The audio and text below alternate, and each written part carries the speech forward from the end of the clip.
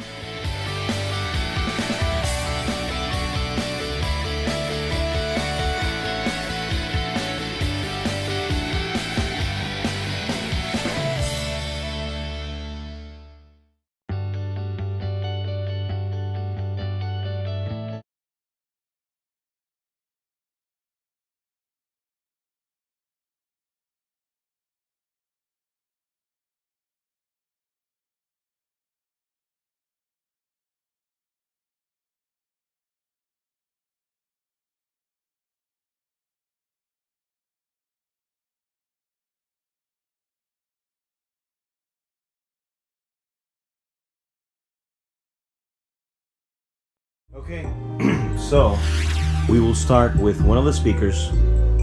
Let's see if you can tell which one this is.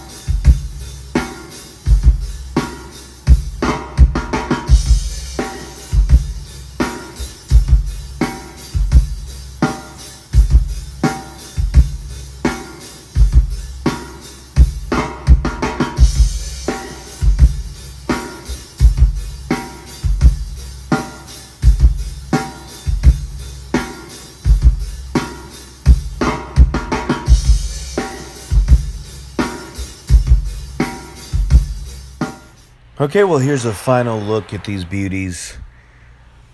They are just completely beautiful. I know most people don't get turned on by speakers, but for some reason, I do.